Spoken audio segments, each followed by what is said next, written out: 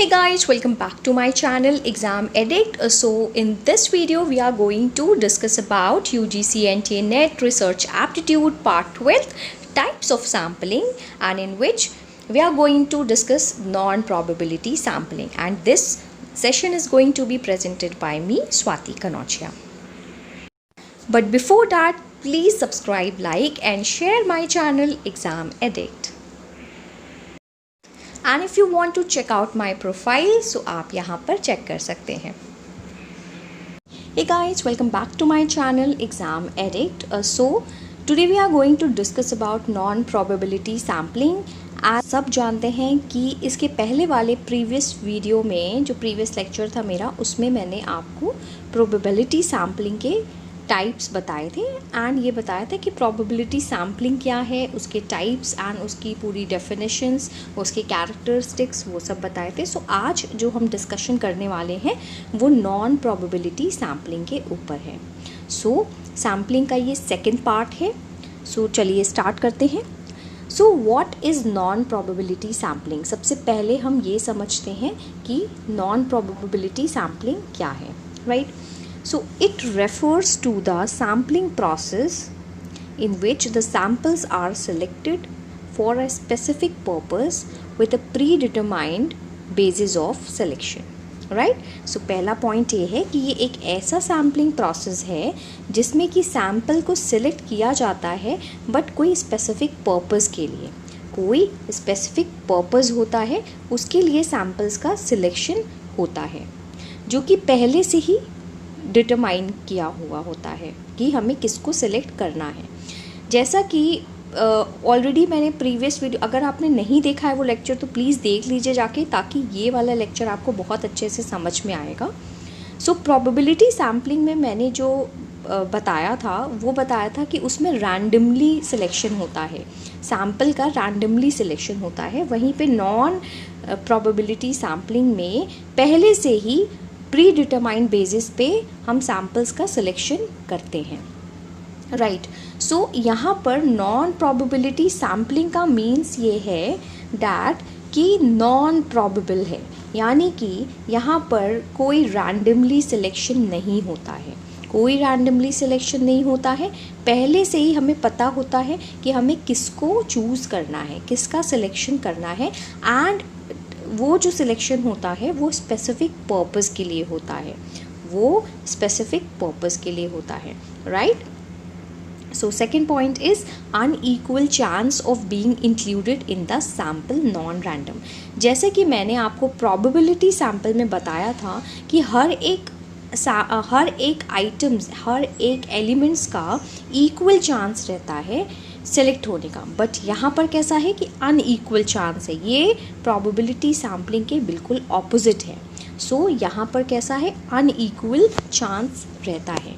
वहाँ पर probability sampling में रैंडमली चूज़ किया जाता है, तो हर किसी का चांस होता है, हर किसी को इक्वल चांस मिलता है सेलेक्ट होने का. कोई भी सेलेक्ट हो सकता है यहाँ पर, बट यहाँ पर ऐसा नहीं है. यहाँ पर हम प्री डिटरमाइन कर लेते हैं, पहले से ही हम डिटरमाइन कर लेते हैं कि हमको किसको चूज़ करना है, किसका सिलेक्शन करना है. सो सेकेंड पॉइंट क्या है कि अनईक्वल चांस रहता है, अनईक्वल चांस रहता है, ठीक है. नॉन रैंडमली हम यहाँ पर चूज़ करते हैं.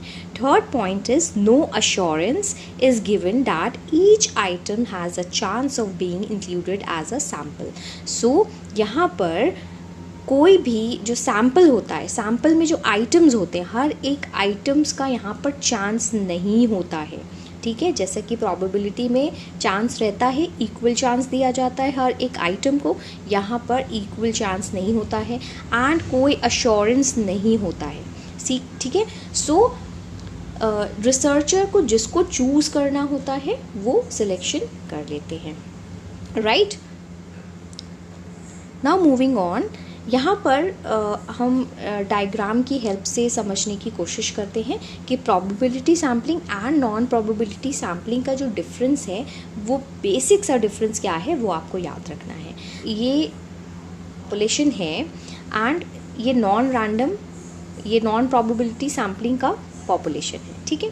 सो पहले प्रोबेबिलिटी सैम्पलिंग में लेते हैं कि ये पॉपुलेशन है, ये पॉपुलेशन है, इसमें से हमें सैम्पल चूज़ करना है।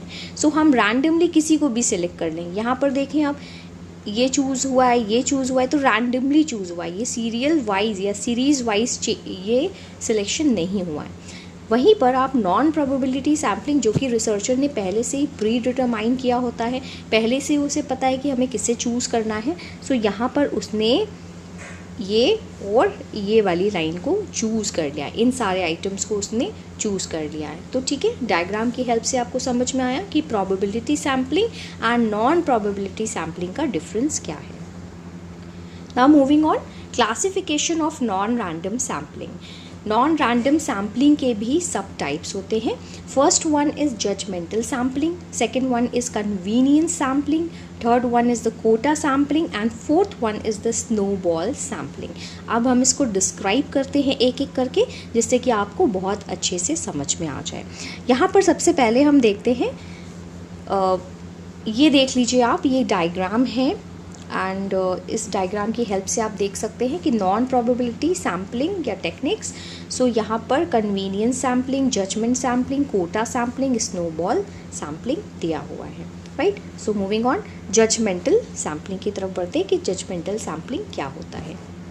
जजमेंटल सैम्पलिंग से आपको पता चल रहा होगा नाम से कि जजमेंट का यूज़ हुआ है। जजमेंटल सैम्पलिंग मीन्स जजमेंट का यूज़ हुआ है।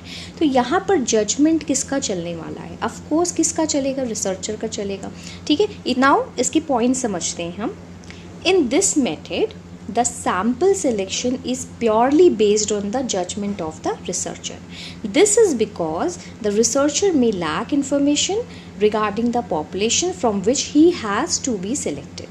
तो यहाँ पर इस मेथड में जो सैम्पल सिलेक्शन होता है वो प्योरली रिसर्चर के जजमेंट पे होता है।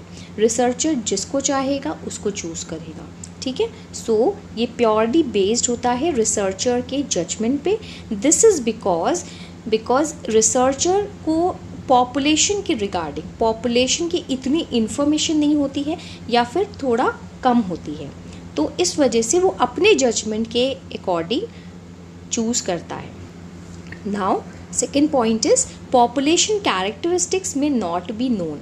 या तो फिर ये हो सकता है कि रिसर्चर को जो पॉपुलेशन है उसकी कैरेक्टरिस्टिक्स के बारे में ही नहीं पता है, तो वहाँ पे वो अपने हिसाब से, अपने अकॉर्डिंग सिलेक्शन करता है।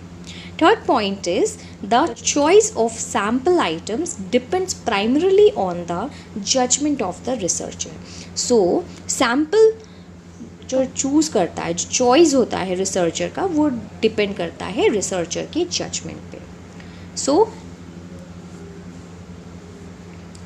ऑल्सो कॉल्ड एज डेलिबरेटिव और पर्पसिव सैम्पल, क्योंकि यहाँ पर रिसर्चर अपने अकॉर्डिंग चूज़ करता है, रिसर्चर का जो भी पर्पस होता है उसके अकॉर्डिंग चूज़ करता है, तो this is also called as deliberative और purposive sampling. Okay, right. Now यहाँ पर मैंने एक डायग्राम पुट किया हुआ है, आप यहाँ पर समझ सकते हैं। ये है पर्पसिव सैम्पलिंग यानी कि डेलिबरेटिव। अब ले लें जजमेंटल सैम्पलिंग का एग्जाम्पल ले लें। आपको नाम याद रखने हैं बिकॉज कई बार ऐसा होता है कि एग्ज़ाम में नाम पूछे जा सकते हैं कि सपोज डैट की जजमेंटल सैम्पलिंग को क्या कहते हैं और उसका दूसरा नाम क्या है। सो अगर मैं आपको ये पॉइंट बता रही हूँ, so this point is very much important, right. Now यहाँ पर डायग्राम की हेल्प से समझते हैं। ये है पॉपुलेशन, ये है पॉपुलेशन ऑफ कोर्स, ठीक है। ये होगा सैम्पल। सो यहाँ पर रिसर्चर ने अपने अकॉर्डिंग चूज़ करना है। यहाँ पर yellow colour, red colour, blue colour. So researcher ने अपने अकॉर्डिंग चूज़ किया कि वो रेड कलर वाले आइटम्स को, इंडिविजुअल्स को चूज़ करेगा। सो यहाँ पर उसने रेड कलर चूज़ कर दिया। अगर उसकी मर्ज़ी होगी तो वो येलो भी चूज़ कर सकता है, ब्लू भी चूज़ कर सकता है। सो अपने अकॉर्डिंग उसने चूज़ करना है, राइट। सो जजमेंटल सैम्पलिंग, जजमेंट रिसर्चर की प्योर जजमेंट पे बेस होता है। Now moving on, the second one is convenience sampling. In this A sample is selected according to the convenience of the researcher. So researcher जिसमें convenient है, जिसमें भी convenient है, उसको जिसमें भी आराम है, वो सैम्पल वो अपने अकॉर्डिंग चूज़ करता है. सो यहाँ पर कन्वीनियंस के नाम से ही आपको पता चल जाना चाहिए कि कन्वीनियंट होगा. रिसर्चर को कुछ भी, अगर कोई भी आइटम कन्वीनियंट लगेगा वो उसे चूज़ कर लेगा. जिसमें भी उसको आराम होगा वो सेलेक्ट कर देगा, राइट. उस सैम्पल को वो सेलेक्ट कर देगा. Second point is the choice of sample items depends primarily on the judgement of the researcher. तो यहाँ पर भी रिसर्चर अपनी कन्वीनियंस के अकॉर्डिंग चूज़ कर रहा है, मीन्स अपने जजमेंट के अकॉर्डिंग चूज़ कर रहा है, right. Now the third point is this sampling involves the sample being drawn from that part of population which close to hand, that is readily available and convenient. So researcher को जो भी available होगा, जो items उसके नज़दीक होंगे, जो भी कन्वीनियंट उसको लगेगा, जो उसके आरामदायक होगा, जो भी उसको आरामदायक लगेगा, वो उसे चूज़ कर देगा. So this is also called as accidental, incidental and opportunistic sampling. So इसे हम accidental, incidental and opportunistic sample भी कहते हैं, right? Now यहाँ पर डायग्राम की हेल्प से समझने की कोशिश करते हैं. दैट ये पॉपुलेशन है, ये पॉपुलेशन है एंड इसमें से सैम्पल चूज़ करना है रिसर्चर को.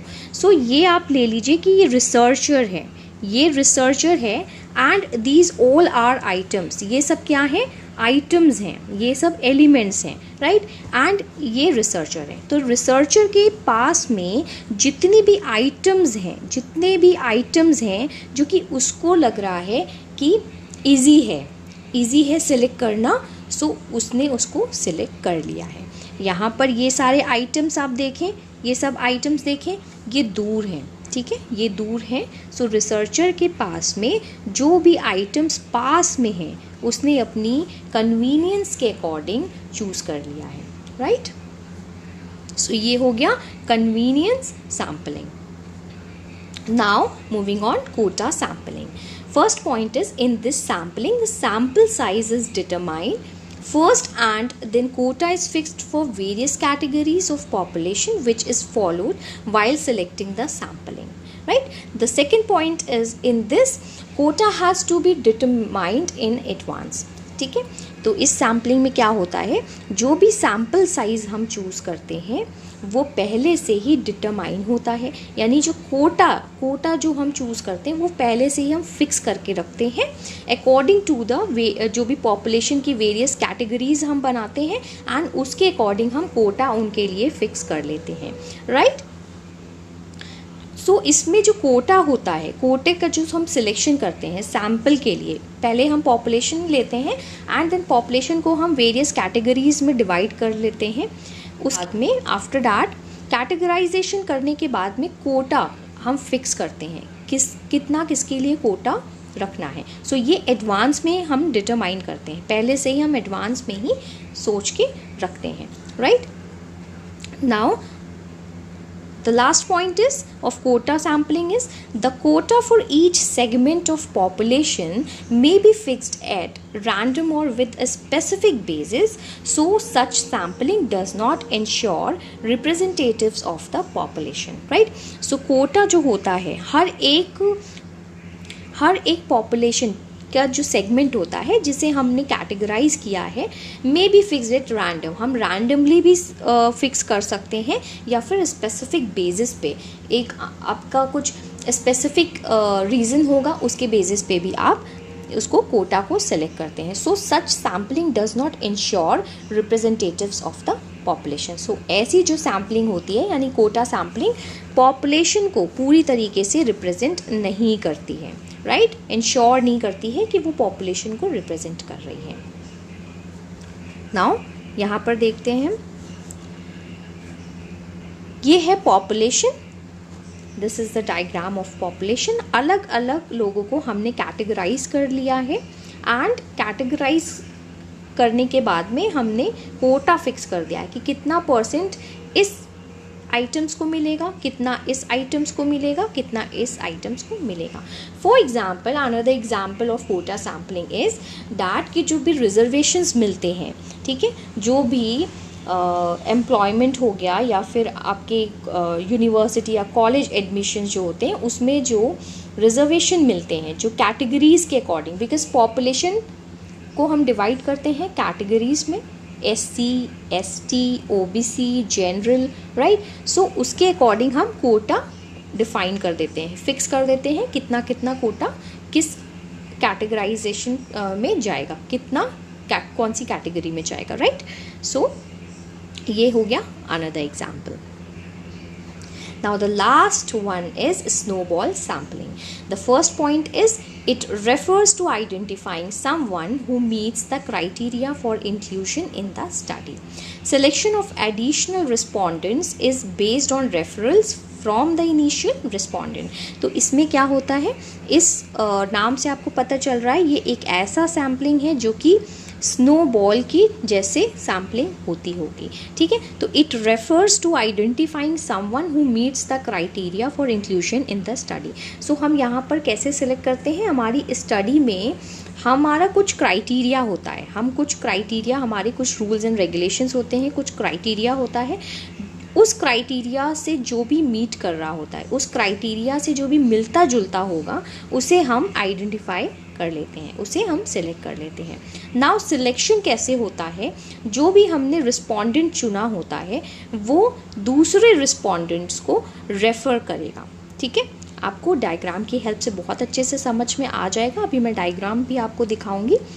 Selection of additional respondents is based on referrals. तो जो भी रिस्पोंडेंट्स आगे जितने भी बढ़ते जाएंगे वो रेफरल्स के बेसिस पे बढ़ेंगे। जो इनिशियल रिस्पोंडेंट जिसको हमने चूज़ किया होगा अपने क्राइटेरिया के अकॉर्डिंग, जिसको हमने चूज़ किया होगा, जिसको रिसर्चर ने चूज़ किया होता है अपने क्राइटेरिया के अकॉर्डिंग, वो फिर आगे रेफ़र करेगा। जो भी एडिशनल रिस्पोंडेंट्स आएंगे, जो भी आगे के जो भी आइटम्स आएंगे सैम्पल में, वो रेफरल्स के बेसिस पे ही आएंगे, राइट।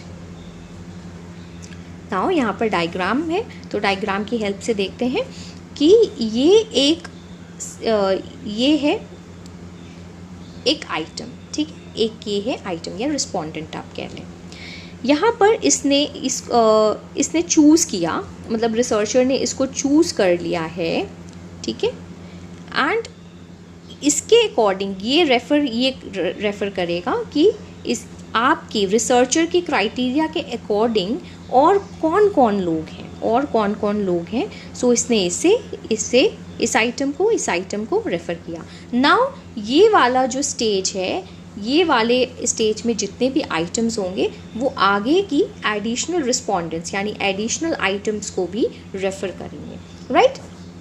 सो ये हो गया स्नोबॉल सैम्पलिंग।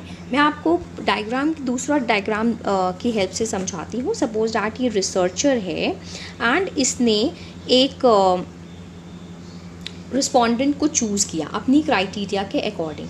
नाउ इसकी फैमिली में या फ्रेंड्स में जो भी होंगे ये दूसरा सिलेक्ट करेगा, राइट, एंड ये फिर इसकी फैमिली में जो भी होंगे ये अपना अकॉर्डिंग सेलेक्ट कर लेगा, बट क्राइटेरिया किसका होगा, रिसर्चर का क्राइटेरिया होगा। सो आप यहाँ पर देखें कि ये एक स्नोबॉल की तरह स्नोबॉल सैम्पलिंग है, यानी कि जैसे कि बर्फ़ का जो गोला होता है, जो बॉल होती है, जैसे वो आगे की तरफ बढ़ती जाती है, सो वैसे ही ये सैम्पलिंग भी आगे की तरफ, इस सैम्पलिंग में भी जो प्रोसेस होता है आइटम्स का सेलेक्ट होने का वो बढ़ता जाता है, राइट। सो ये हो गया आज का लेक्चर नॉन प्रोबेबिलिटी सैम्पलिंग के ऊपर। आई होप सो समझ में आया है आपको। एंड अगर आपने मेरे प्रीवियस लेक्चर्स नहीं देखे हैं रिसर्च के ऊपर या फिर UGC net tips and tricks के ऊपर, सो आप उसे देख सकते हैं जाकर। एंड अगर आपको कोई भी क्वेरी है या कुछ डाउट रहता है तो आप कमेंट सेक्शन में मुझे पूछ सकते हैं, मैं ट्राई करूँगी आपके क्वेश्चंस का पूरा जवाब दे पाऊँ। Thanks for watching. Thanks for watching. Please subscribe, like and share to my channel Exam Addict.